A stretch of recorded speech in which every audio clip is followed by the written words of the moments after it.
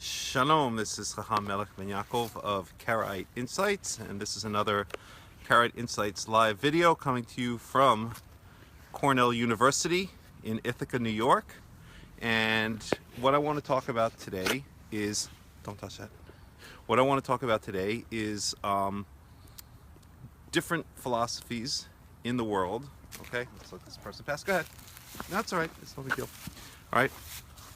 What I want to talk to you about today is different philosophies in the world and how the Torah is considered just one philosophy, but it's a philosophy that's mocked by various other philosophies or other ways of life that are considered more enlightened, liberal, intellectual, along those lines. Can you hold that straight, please? Straight. Thank you. Okay. So the main message that I want to give today is to say that anything but Torah is unacceptable. There's no compromise whatsoever. Okay.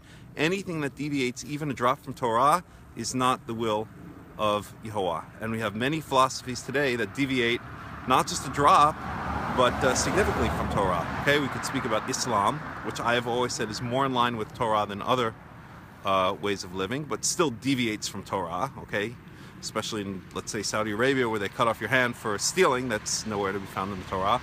But the main philosophy that differs from Torah is the one that I always talk about and always lament about and always complain about, for lack of a better word, which is Western culture, which has brought itself to the point where it differs so greatly from Torah and from the will of Yehovah, which is universal for all mankind. Israel is just the nation which represents that will, or which is meant to be kind of, shall we say, the enforcers or the teachers of that will, both. But it is relevant to all of mankind, and Western culture has brought itself so far away from the natural way of Yehovah that if it continues doing this without some kind of correction, then it will be destroyed. It will go into the dustbin of history, just as every other culture that thought it was wiser than Yehovah, and thought that it could put man above God, and thought that it could put its own will against the natural will of the universe and the natural ways of the universe, eventually went into the dustbin of history. My friend recently wrote an article which I placed in Your Jerusalem, the newspaper that I ran for many years in Jerusalem and still have online. And it speaks about how the Greeks, how the Seleucid Greeks thought their way, the Hellenist way, was the enlightened way and the way of the future and the way of humanity moving forward, and represented somehow some kind of eternal, set of values, and of course disappeared off the face of the earth.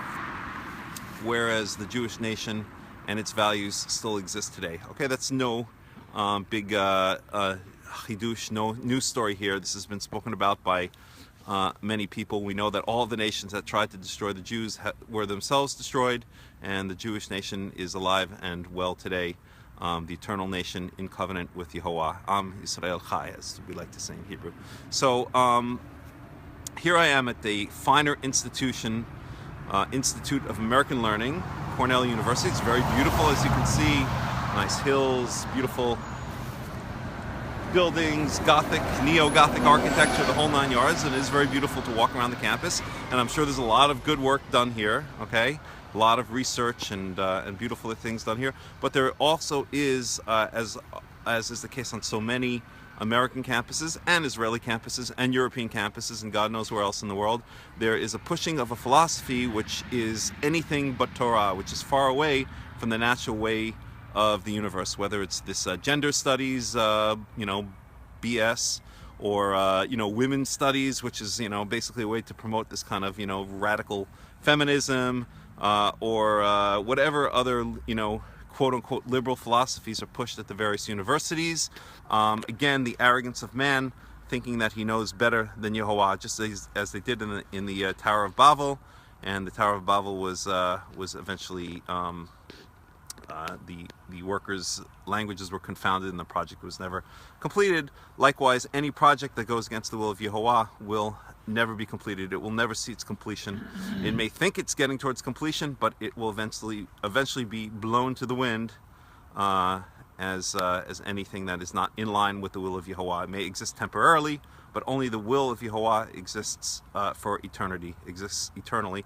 That's why the nation of Israel exists eternally, because it is in covenant with Yehovah. It can never be destroyed. It has never been destroyed for 3,500 years. As nations have come and gone, the nation of Israel still exists and will exist into eternity. It may be punished when it disobeys the covenant, but there is a guarantee that it will never be destroyed, because that was part of the covenant between Israel and Yehovah. That's why the nation of Israel is punished more harshly than other nations, with pogroms and expulsions and inquisitions and holocausts, because that is, we could put it this way, that is the only tool that Yehovah has at his disposal to punish the nation of Israel. He cannot destroy them, because that was the promise he made to Abraham, Isaac, and Jacob, and to the nation itself.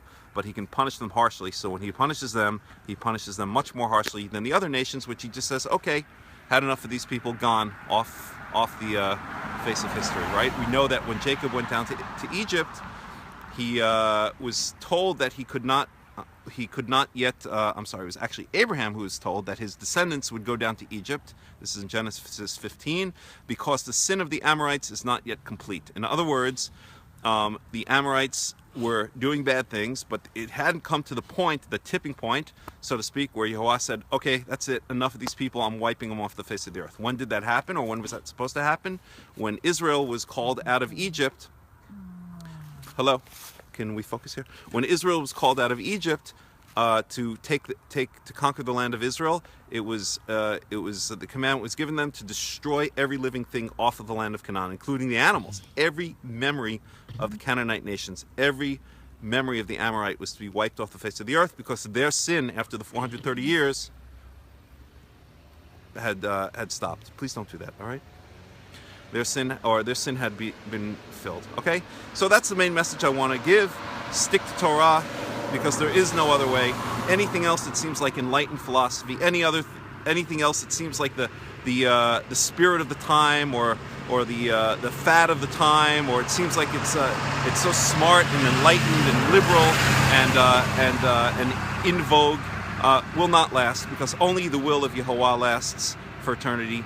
Anything that violates it does not last for eternity. So that's my message for today, coming to you from Ithaca, New York, in Cornell University. Don't stop it quite yet, please. Ithaca, New York, or Cornell University in Ithaca, New York, up here in beautiful, beautiful natural area, and beautiful physical surroundings, but spiritual surroundings quite mixed. So this has been Chacham Melech Ben Yaakov of Karaite Insights. Please visit us on the web at www.karaiteinsights.com, and you can follow us on YouTube and Twitter at Karaite Insights. And of course, if you like this video, please share it with your friends, please like it, subscribe, all those kinds of nice stuff that YouTube asks me to say at the end of every video, so I'll listen to them.